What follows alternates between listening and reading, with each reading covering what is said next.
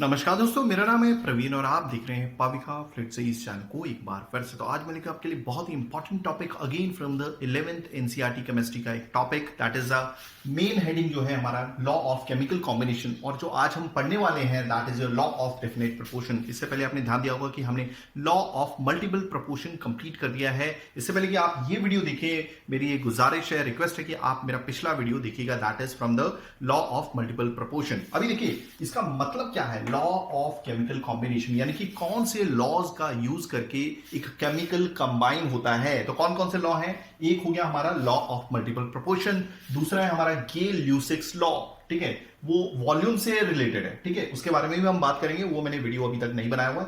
जो तीसरा लॉ है ये मैं दूसरे नंबर पे लेके आ रहा हूं, that is the law of definite proportion. इसी लॉ को हम लॉ ऑफ डेफिनेट कंपोजिशन भी बोलते हैं। और एक हो गया है हमारा law of conservation of mass और एक है हमारा एवोगैड्रो लॉ, ठीक है। बट आगे बढ़ने से पहले अगर आपने मेरा चैनल सब्सक्राइब नहीं किया, प्लीज आपसे बहुत बड़ी सी रिक्वेस्ट कि आप मेरा चैनल सब्सक्राइब कीजिए, लाइक एंड शेयर भूलिएगा तक मैं ऐसी एजुकेशन वीडियोस आपके लिए हमेशा हर पल लेके आता हूं।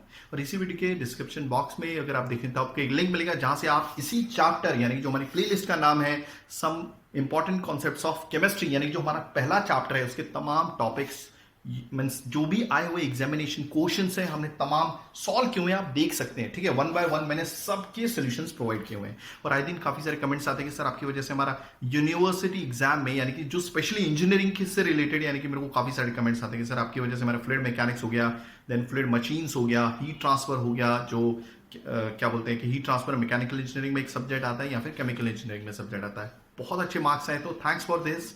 मतलब ये सब आप ही के सपोर्ट की वजह से कि आप मेरा चैनल देखते हैं, ठीक है, और सर आते हैं, यानी कि काफी थैंक यू के मैसेज भी आते हैं। तो मेरी तरफ से एक रिक्वेस्ट है, अगर आपको लगता है कि हमारी वजह से आपको कुछ बेनिफिट हुआ है तो प्लीज आप डोनेट कीजिएगा, उसका लिंक भी डिस्क्रिप्शन बॉक्स में दे दिया गया है। तो चलिए आज हम समझते हैं। अभी आप सोच रहे होंगे कि क्यों मैं 11th केमिस्ट्री के ऊपर भी आया, क्योंकि फिलहाल मैंने ट्यूशंस भी स्टार्ट कर दी है। Okay, so I normally take tuitions, online तो मैं नहीं ले रहा हूँ, ऑफलाइन ही ले रहा हूँ, ठीक है।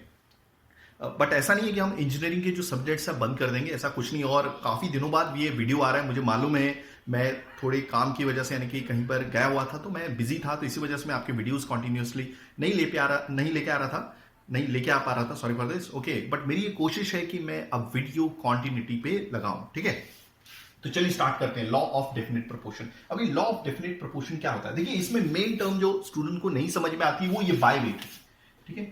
अब सबसे पहले ये लॉ दिया किसके द्वारा गया था? ये दिया गया था फ्रेंच केमिस्ट जोसेफ प्रूस्ट द्वारा, ओके, जिनका बर्थ हुआ था 1754 और जो एक्सपायर हुए थे 1826। अभी इनका क्या कहना था? इन्होंने एग्जाम्पल लिया है ये लॉ को समझाने के लिए कप्रिक कार्बोनेट। बट इससे पहले ये बाय वेट क्या है भाई? आपने हमेशा कॉन्सेंट्रेशन सुनी होगी, ठीक है। मतलब जब भी आप पानी पीते हैं तो पानी में सपोज कुछ कलर आ गया, जब भी आप पानी पी रहे हैं, तो मैंने बोला कि उसकी जो कॉन्सेंट्रेशन है कलर की, सपोज मेरा एक एग्जाम्पल था कि हमने एक ग्लास पानी ले रहे हैं, उसमें देखा कि यार ये पानी तो कलर्ड है।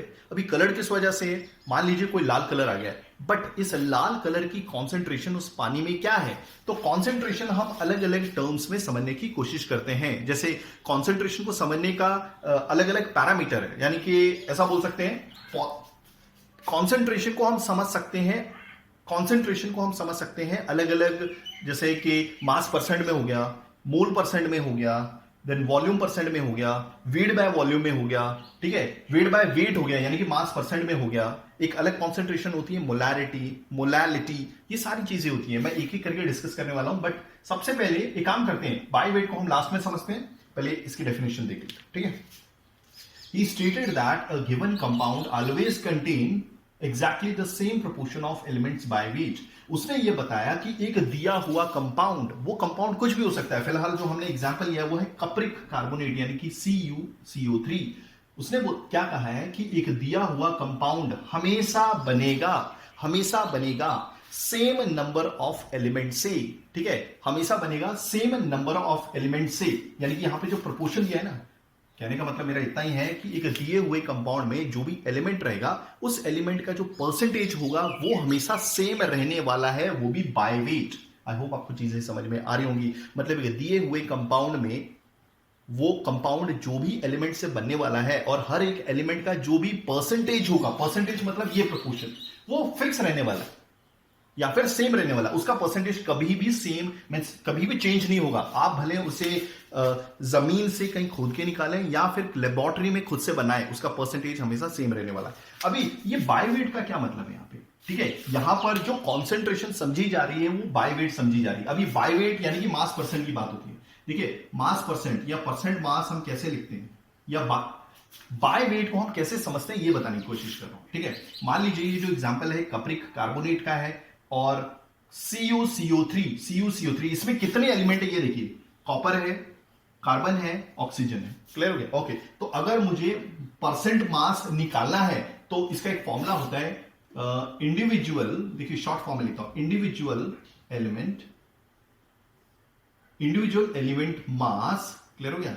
ये यहां पे लिखता हूं इंडिविजुअल एलिमेंट मास। मान लीजिए मैं कॉपर का लिख रहा हूं तो कॉपर जो एलिमेंट है उसका खुद का मास अपॉन टोटल मास, इस कपरिक कार्बोनेट यानी कि CuCO3 का टोटल मास क्या होगा, टोटल मास, ठीक है, मल्टीप्लाई बाय, यहां पे ये थोड़ा सा लिख देता हूं 100।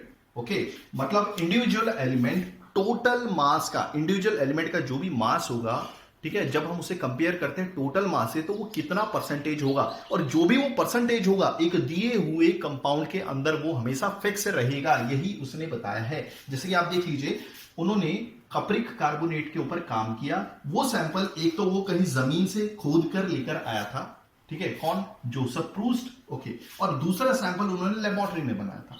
फिर इंडिविजुअली उन्होंने क्या किया, कॉपर का परसेंटेज निकाला बाय वेट, ठीक है, यानी कि कॉपर कितना ग्राम है अपॉन टोटल कॉपर कार्बोनेट कितना ग्राम था, ठीक है, दोनों को डिवाइड किया, ठीक है, तो मास परसेंटेज ऑफ कॉपर निकाला, तो पता लगा कि जो नेचुरल सैंपल उसने जमीन से निकाला था उसमें कॉपर का परसेंटेज था 51.35। ओके, फिर आगे देखिए यहां पे कार्बन का परसेंटेज दिया हुआ यानी कि सी का जो परसेंटेज था वो 9.74 था, ठीक है, और फाइनली उसने ऑक्सीजन का परसेंटेज निकाला इसी फॉर्मूले का यूज करके, individual element mass by total mass of an element, सारे एलिमेंट का मास यहां पे प्लस करके टोटल मास निकाला हुआ है, ठीक है, फिर दोनों को डिवाइड किया और एक तरह का परसेंटेज निकाल दिया, ठीक है, उसमें ऑक्सीजन का परसेंटेज 38.91 है। बट वैसे ही उसने जब सिंथेटिकली यानी कि लेबोरेटरी में बनाया यही सैंपल, ठीक है, तो सेम देखिए जो यहां पर वैल्यू है वही यहां पर भी आई, जो यहां पे वैल्यू है वही यहां पर भी आई, जो वैल्यू यहां पर है वही यहां पे भी आई।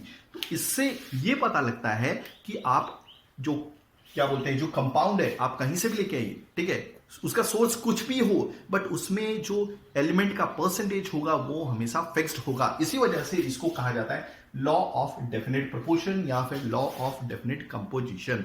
आई होप आपको चीजें बहुत अच्छे से समझ में आई होंगी। मैं एक बार रिपीट कर देता हूं इसका मतलब क्या है। देखिए बाय वेट तो मैंने आपको समझा दिया, कहने का मतलब है कि हर एक एलिमेंट का परसेंटेज निकाला गया है बट वेट का यूज करके, ठीक है। आपको क्या करना है, अगर कोई भी एलिमेंट का इंडिविजुअल एलिमेंट का परसेंटेज निकालना है बाय वेट तो आपको इस फॉर्मूले को यूज करना पड़ेगा। हाँ, आप बाय वेट कैलकुलेट कर रहे हैं, ठीक है, तो दैट मींस यहां पे बाय वॉल्यूम यूज नहीं आएगा। बाय वॉल्यूम का जो फॉर्मूला होता है अगर निकालना हो परसेंट वॉल्यूम तो individual element volume by total volume multiply by 100। But आप जो भी चीजें वजन कर रहे हैं ये ग्राम में या केजी में कर रहे हैं तो हमेशा यही फॉर्मूला यूज होगा। बाय वेट का मतलब यही है, मतलब हर एक एलिमेंट का परसेंटेज आपको निकालना है। और उन्होंने तो यही बताया कि भले आप सैंपल नेचुरली ले लीजिए या फिर लेबोरेटरी में बनाइए, इंडिविजुअल हर एक एलिमेंट का जो परसेंटेज है वो फिक्स रहेगा, भले आप लेबोरेटरी में बनाइए उस कंपाउंड को या फिर आप नेचुरली कहीं से खोद के निकालते हैं और उसमें पता करते हैं क्या बोलते हैं कॉन्सेंट्रेशन किसकी, कॉपर की, कार्बन की या ऑक्सीजन की। क्लियर हो गया? एक बार मैं लास्ट में रिपीट कर दूंगा पूरी लाइन। उन्होंने ये बताया कि एक दिए हुए कंपाउंड, एक दिया हुआ कंपाउंड हमेशा बनेगा, ठीक है, हमेशा क्या बनेगा या हमेशा बना होगा, किससे बना होगा, एक फिक्स परसेंटेज ऑफ एलिमेंट से, ठीक है, उस दिए हुए कंपाउंड के अंदर, वो भी बाय वेट। आई होप आपको चीजें समझ में आ गई होंगी। मैंने यहां पर एक एग्जांपल लेके भी आपको समझा है। अगर आप ऐसी एजुकेशन वीडियो चाहते हैं तो प्लीज डू राइट कमेंट। मैं पूरी कोशिश करूंगा टाइमिंगली वीडियोस लेके आने की। थैंक्स फॉर वॉचिंग, धन्यवाद, thank you.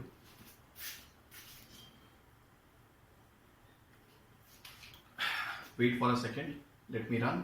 Okay, in case आपकी कुछ क्वेरीज होंगी तो मैं डेफिनेटली यानी कि उसे सॉल्व करने की कोशिश करूंगा। हाँ, ये जरूर मैं बताना चाहूंगा कि अगर जो भी न्यूमेरिकल्स होंगे, फिलहाल मैं न्यूमेरिकल्स, देखिए न्यूमेरिकल को करने में और इंडिविजुअल क्वेश्चन को अगर आपको ये मतलब जो भी इंडिविजुअल क्वेश्चन अगर हम करते हैं तो उसको टाइम बहुत ज़्यादा लग जाता है, ठीक है। तो मैं कोशिश करूंगा कि उसका वीडियो ऐसा बनाऊं कि मैं कंप्यूटर की स्क्रीन को रिकॉर्ड कर दूं और उसमें आपको समझाने की कोशिश करूंगा। तो उससे क्या होगा कि आपके क्वेश्चंस भी जल्दी कवर हो जाएंगे, ठीक है। इन केस आपके कुछ कमेंट्स होंगे तो आप यानी कि बॉटम पे लिख सकते हैं, तो मुझे कमेंट्स मिल जाएंगे। मैं कोशिश करूंगा कि सेम डे उन कमेंट्स का आंसर देने की। थैंक्स फॉर वॉचिंग, धन्यवाद, थैंक यू।